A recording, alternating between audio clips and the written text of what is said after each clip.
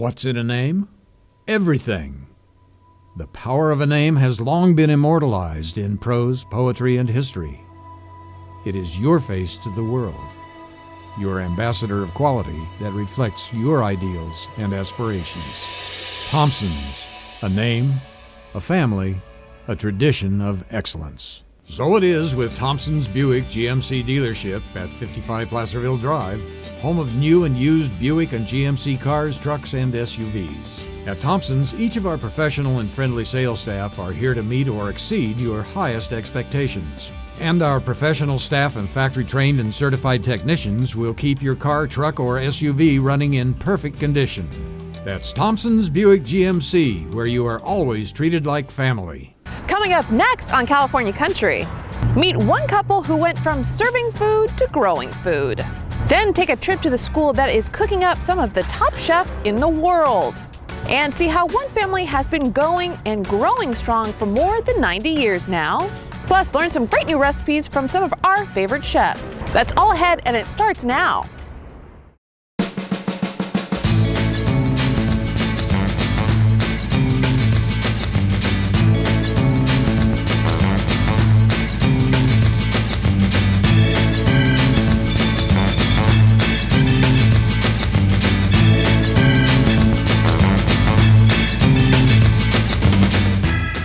Welcome to the show. I'm your host, Tracy Sellers. Today we're in Sacramento at one of the really iconic restaurants of this city, the Riverside Clubhouse. You know, it's a place that's known for, well, the large cow that's atop it. Kind of unique, right? That brings us to our first story. You know, in San Francisco, they have more than 3,500 restaurants, and it's a number that's constantly changing because of some closing and some opening. But we found one restaurant that takes the farm to fork concept to an entirely different level.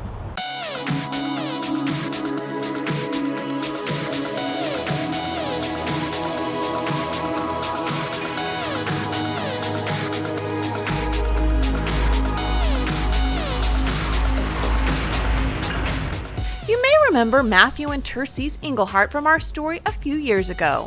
They're the owners of the small but popular chain of restaurants in the Bay Area called Cafe Gratitude.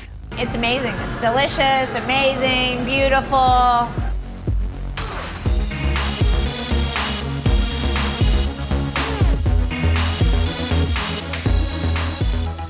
You may also remember Cafe Gratitude because the menu was particularly unique there.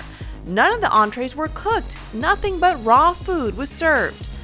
And in a town where being different and unique is embraced, the idea was a success.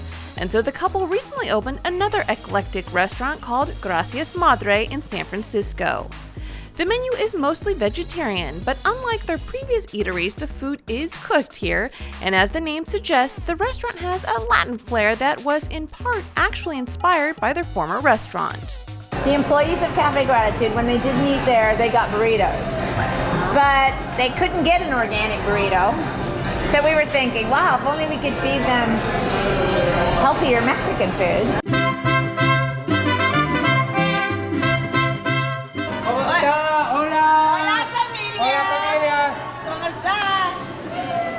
And like their original restaurant, this one is filled with equal amounts of love, farm fresh food, and unique flavor combination. And this is kale that's sauteed with onions.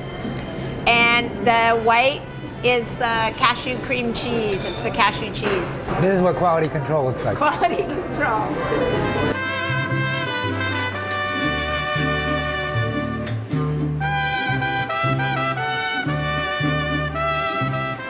The food's tasty, it's incredible, it's filling. You know, and the menu has enough different items that if you get tired of something, you can just mix it up, try new things, and you get a different experience eating the different meals, you know. Just the different flavors, like the butternut squash that they have, the plantains, and they mix it with everything else, and the kale. That's what I mean, like by the freshness of it. It's something that's like new and I haven't had before at other places. Gracias Madre means literally thank you, mother in Spanish, and it is both an ode to mothers everywhere and to Mother Earth. You see, the couple has also branched out when it comes to where they get the majority of their produce. In addition to supporting farmers across the state like New Natives in Watsonville and John Dicus in Napomo, The couple now has one more place to source farm fresh ingredients, their own farm. So Bee Love Farm in Vacaville, where we're now living, and we grow up to, did we do 50% of the food that we use in all of our restaurants.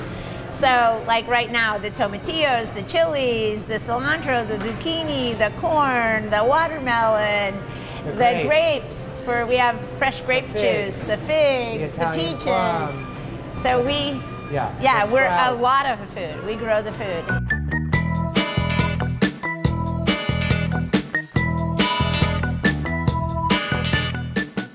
Bee Love Farm is 21 acres, and we've been here, this will be 3 years in January, so this is our third growing season. Located in the hills of Vacaville, about 60 miles east of San Francisco, the couple's new farm and home is aptly named Bee Love Farm.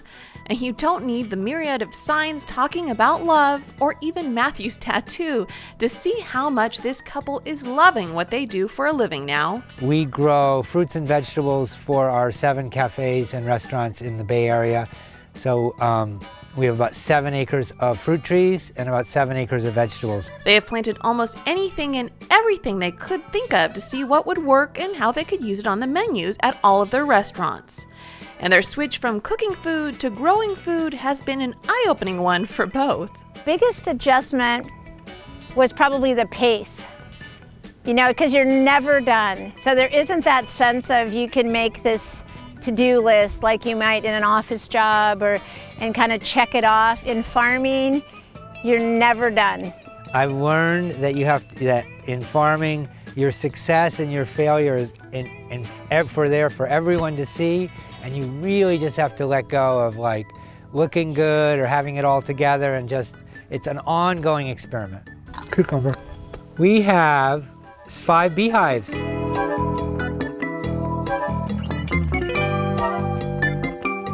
We're bringing in some peaches that need a day or two. We're bringing in tomatillos.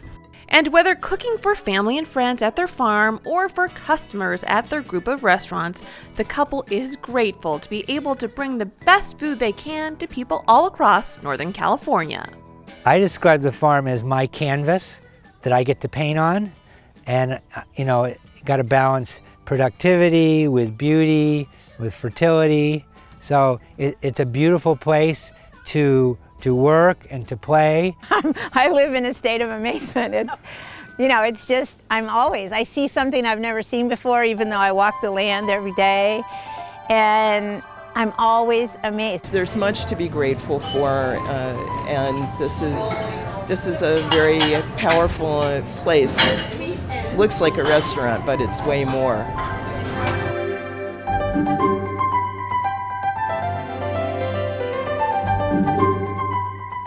And in addition to sampling the produce at the restaurant, you can also sample it at home.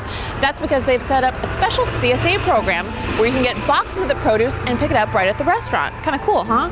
You can check out our website for all the details. Well, coming up next, if you're an aspiring chef, you won't want to miss our next story.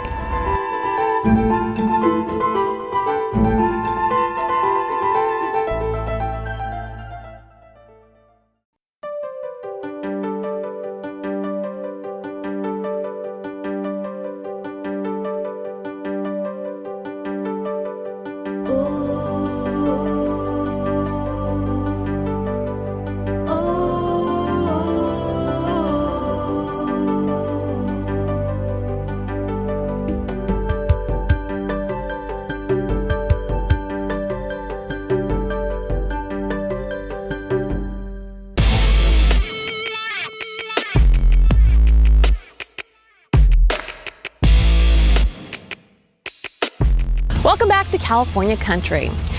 Great chefs aren't just born overnight, they have to learn the inner workings of the kitchen. So where do they go?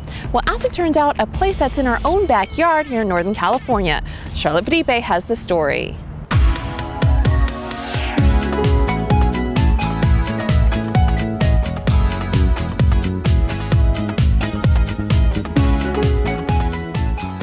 At the world-renowned Culinary Institute of America, trainee chefs who are learning their craft in 6 cooking and baking suites are taught several things, including the fact that their day often starts early, like 5 o'clock in the morning early. Even before the rooster crowed, Carl Dean was feeding chickens at the Institute's 1.5-acre student-run farm in St. Helena, 2 hours north of San Francisco. Make sure they have plenty of water. We usually change it at least twice a day. Then it's time to harvest the potatoes he planted a few months ago. Last year we had a lot of different crops, but we didn't have potatoes, so this season was definitely something that I wanted to try. He came to the Institute from the East Coast, hoping to become a chef, never realizing he'd end up laboring on a farm, learning firsthand all about farming and growing local produce, like squash. These colorful blossoms are harvested as well, even if they're not fully open. We have a dish which it's a squash blossom risotto, and with the open ones we just kind of stir it into the risotto at the last minute so they kind of wilts and it swirls around. He's one of about 72 students getting an associate degree at the Culinary Institute, which claims to be the world's premier culinary college. Steve Ells, who founded the chain Chipotle, graduated from the CIA in 1990. And Kat Cora, known internationally as the only female Iron Chef on the Food Network's Iron Chef America, also graduated from here in 1995. The Greystone Branch campus opened in St. Helena in 1995 and has been continuously producing top-notch chefs. Coming here to Napa, California, there's fresh, almost any kind of ingredient, produce that you would want.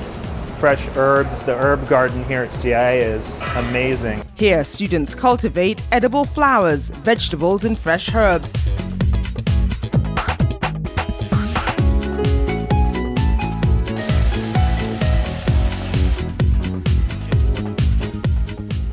It's learning how to plant, what to plant, when to plant it. I live about 1,000 miles up right now, so it's a little colder, and you have to realize, like, I can't plant tomatoes when they're planting tomatoes down here.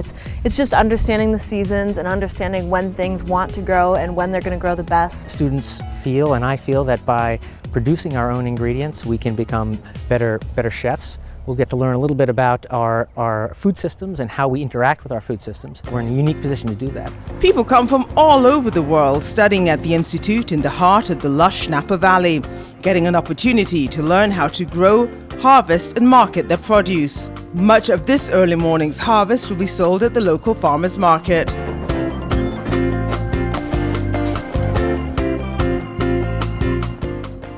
Students run the Greystone Green Thumb stand themselves, although they are supervised by Professor Chris Loss.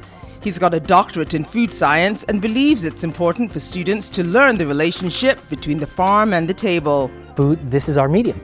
The example I give some of my students when I get sort of talking about this and get sort of technical about some of the science behind our food, like, why do we need to know this?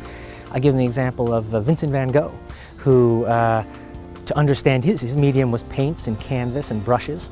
He wanted to express his ideas through his medium of paints and painting.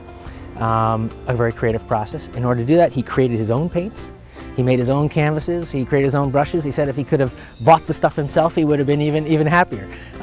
But that's what it's all about, is really understanding your medium, and if you understand your medium, you can better express your ideas through it. Sales at the stand are pretty brisk, and whatever doesn't sell is donated to local food banks.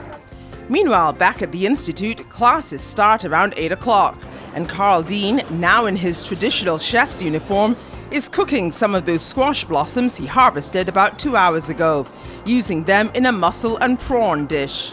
The meal is visually stunning and will be served at the Institute's Wine Spectator Greystone restaurant. It takes a tremendous amount of energy and strength, not just physical strength, but also emotional strength, to maintain the kind of hours and lifestyle of a chef. And I often wondered to myself as I was getting older, it's like, well, what am I going to do? What am I going to do? And I was very fortunate to be able to come here to the CIA and teach. I've been here for 11 years. I've had my time in the sun, as it were, and now it's time for me to help other people get there. It's a meal that's cooked, grown, and harvested by students practicing sustainable culinary methods. In Napa Valley, Charlotte Fidipi for California Country TV. Thanks, Charlotte. The CIA is a great place to visit, and one more reason to visit it, they just opened a flavor bar where you can taste different flavors and ingredients just like a chef does. Kind of cool, huh?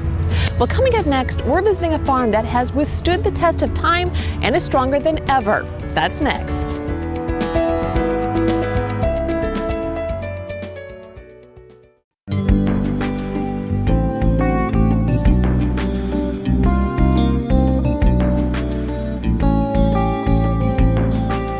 It's one thing to buy things in boxes and packages and just have it show up. It's another thing to actually know where that is produced and where it's come from and how it's produced. I think it even goes further when you have some kind of personal connection to it.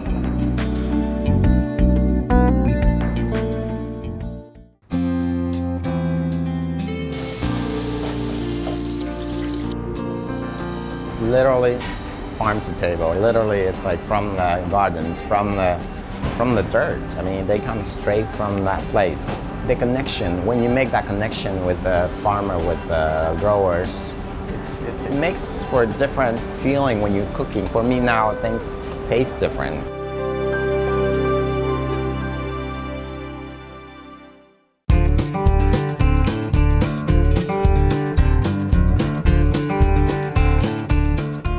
Welcome back to California Country. You know, there are a lot of long-time farming families in the state, but very few of them have quite the story as our next family.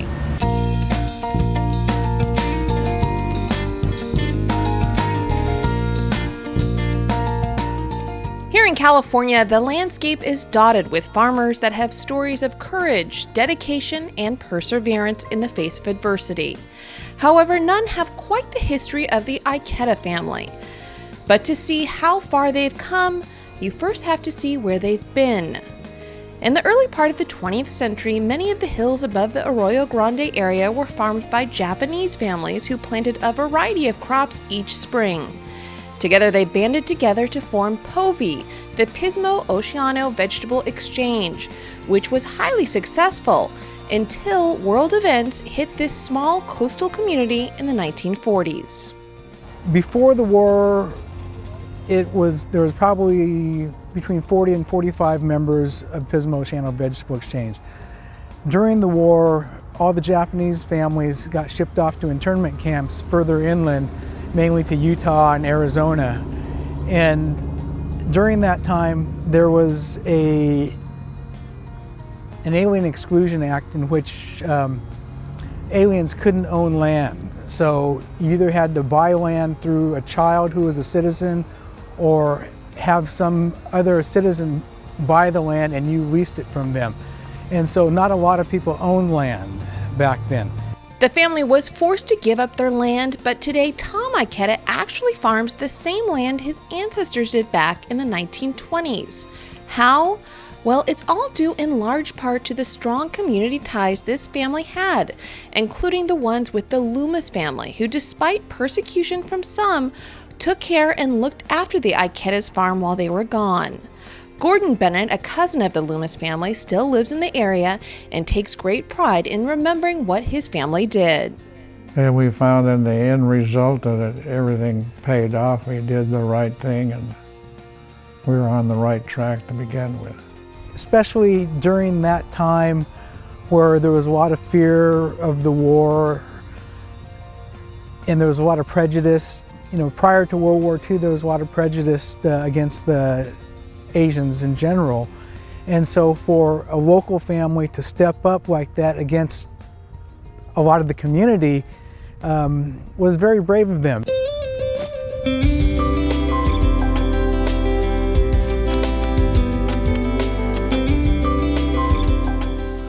Today, the whole Ikeda family takes great satisfaction in the fact that they farm across the same fields their ancestors did nearly 90 years ago. And today they have grown so large that they estimate that nearly 35 million people are eating POVI produce annually. They farm everything from bok choy to lettuce to spinach, but they're best known internationally for Napa cabbage.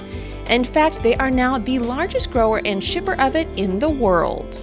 Napa cabbage, we started growing that back in the 50s, and it's really taken off in popularity, especially with the larger Asian population in the more recent years, but also with the popularity of ethnic foods.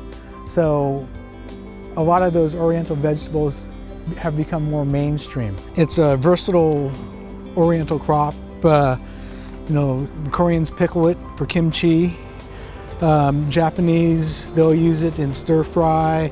You can use it in salads. So while they have seen many changes in Arroyo Grande over the years, there has remained one constant here, the Ikeda family. By forming deep agricultural roots and by equally balancing a commitment to their community and to their family, the Ikedas have proven the true test of time rests on values that, despite adversity, don't change either, and won't anytime soon if this farming family has anything to say about it. But we don't want to let our parents down, we don't want to let our family down, and since they struggled to build the business up, if we fail, that's like letting our family down. And so I think in that respect, it's real important that we try to keep this business viable.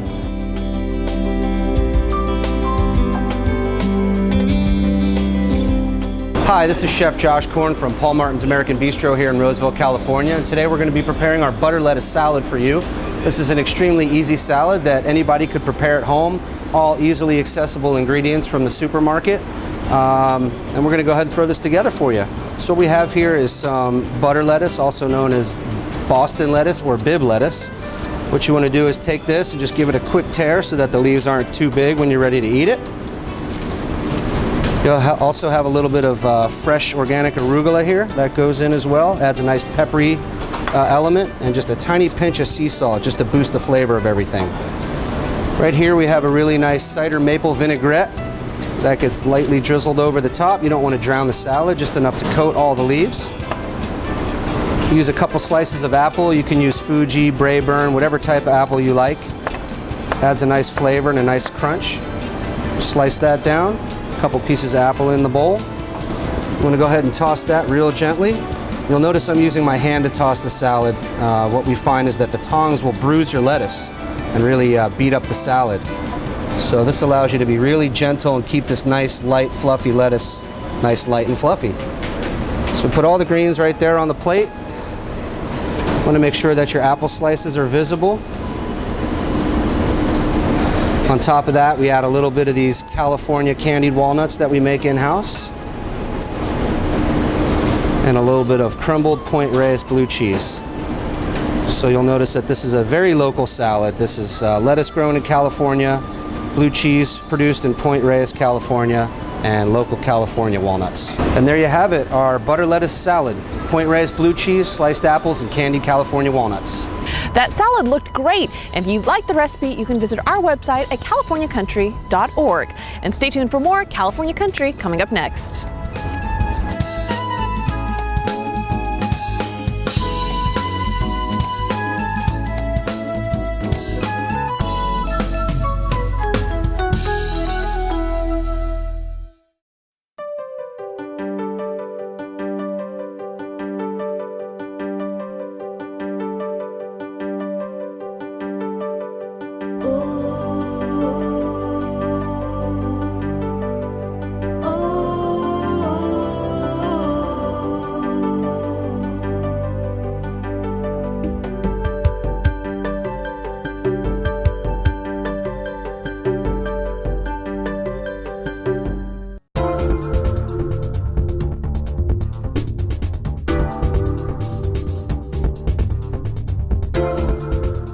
Hello, Steve McShane from McShane's Nursery. Did you know that herbs are one of the longest cultivated plants on the planet for human consumption? That's right, thousands of years. Some key things that I could say about growing great herbs. Build your soil. I studied soil science at Cal Poly for 5 years, and that's one thing I learned. It's one thing I'm passionate about. Get a good soil builder, like this Gold Rush right here, that's got a good balance of chicken manure, organic compost, well blended, well composted. Once you get that in your soil, a few additives would help as well. This alfalfa meal is a great source of organic nitrogen that does a lot for soil microbiology. As well, kelp meal, the same type of idea. If you feed your soil will feed your plant. Now remember, herbs and vegetables require full sun. That's 6 to 8 hours minimum a day. In addition to that, I always like to tell people to consider planting the two side by side. Get the herbs right next to your leafy greens, your tomatoes, or whatever else. What'll end up happening is the herbs can drive away pests and also things like dogs, deer, and you name it. That kind of coexistence really works well for your garden. Make sure you balance properly and you invest in the soil, and the garden will take care of itself after that. The last thing I'd say is that don't forget to feed. Vegetables and herbs prefer feeding every 4 to 6 weeks during the growing season.